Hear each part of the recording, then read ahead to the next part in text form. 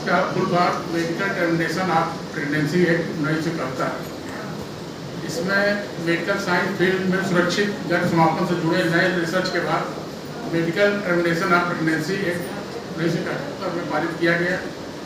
यह केवल विवाहित महिलाओं को ही गर्भ समापन की अनुमति देता था। 2021 में इसका संशोधन हुआ। अब नए कानून के तहत गंभीर रूप से बीमार, दुष्कर्म पीड़िता, नाबालिग महिला समेत सभी महिलाओं को गर्भ समापन करने का अधिकार प्रदान करता है।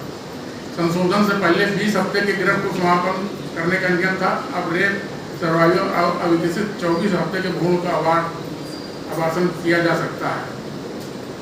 नियमानुसार गर्भ समापन के लिए 12 हफ्ते की प्रेगनेंसी में 1 ओवर 20 और 24 हफ्ते की प्रेगनेंसी में 2 रजिस्टर्ड मेडिकल प्रैक्टिशनर की सलाह ली जाती है। 24 हफ्ते से ज़्यादा समय की प्रेगनेंसी को खत्म करने के लिए एक मेडिकल बोर्ड बनाया जाता है। उसकी रिपोर्ट के आधार पर ही आवर्तन किया जा सकता है। यानी एमटीपी कानून के तहत 24 हफ्ते से ज़्यादा की प्रेगनेंसी की खत्म करने का एकमात्र रास्ता रिट ही है। गर्भ समापन के करवाने की महिला की पहचान उजागर नहीं किया जा सकता है। उल्लंघन करने वालों को फाइन और 1 साल की सजा भी हो सकती है। साथियों, जब अपने यहाँ कोई कुप्रथा होती है उससे समय समय पर संशोधन, समाज सुधारण लाते हैं। मुझे याद आ रहा है कि जब कभी यहाँ पर सरकार ने हिम्मत चलाया कि केवल 2 बच्चे ही हों, तो हमें अपने ही रामचरितमानस के ग्रंथ से ही वो मिली और उस चौपाई को हम लोग उद्धृत किया करते। तब जैन यादव जी भारत सरकार में क्षेत्रीय प्रचार अधिकारी हुआ करते थे। सुंदर सीता जाए लवकुश वेद पुराण गाए। इस चौपाई को लेकर हम लोग बहुत चले और ये सफलीभूत भी हुआ। कुछ लोग उसे भले न माने हों, लेकिन बहुत लोगों ने आज जिससे पूछे तो एक बताता है, एक है नहीं, एक नहीं तो 2 ही है। 2 से ज़्यादा बच्चे, ज़्यादातर जो पढ़े लिखे लोग हैं, जो समझदार हैं, वो 2 बच्चे से ज़्यादा बच्चे नहीं पैदा कर रहे हैं। इस तरह जो हमारी भारतीय संस्कृति रही है उसका मूल आधार ही रहा है। लेकिन ये जो विषम परिस्थितियों में होता है, उसमें हमारे हाईकोर्ट, सुप्रीम कोर्ट भी संज्ञान लेकर अपने कानून पारित करते रहते हैं।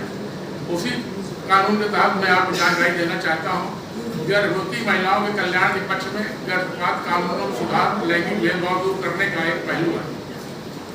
Medical termination of pregnancy act MTP के संबंध में एक सफल कानून था, क्योंकि इससे असुरक्षित अवैध गर्भपात की संख्या को कम कर दिया था।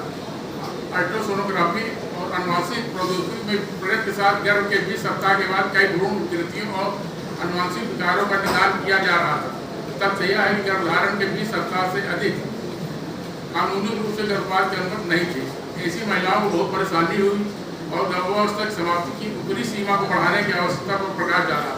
साथ ही दुनिया भर में महिलाओं के अपने शरीर के बारे में निर्णय लेने के अधिकारों के बारे में जागरूकता बढ़ी है। मेरा शरीर मेरा अधिकार जैसा एक स्लोगन चला है।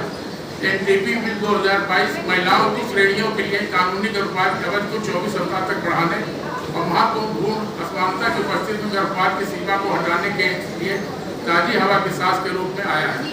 संशोधनों को हाल में संसद और भारत के राष्ट्रपति द्वारा अनुमोदित किया गया था और 25 मार्च 2021 तक कानून बन गए थे। यह पेपर प्रसूति, अल्ट्रासोनोग्राफी और भ्रूण चिकित्सा पद्धति के लिए किए गए संशोधनों और उनके निहितार्थों को प्रस्तुत करता है। यह विभिन्न अधिनियमों की आलोचना भी प्रस्तुत करता है और आगे के संशोधनों का सुझाव देता है, जो अधिनियम के मूल्य को बढ़ाएंगे और 25 मार्च 2021 तक कानून बन गए। यह पेपर प्रसूति, अल्ट्रासोनोग्राफी और भ्रूण चिकित्सा पद्धति के लिए किए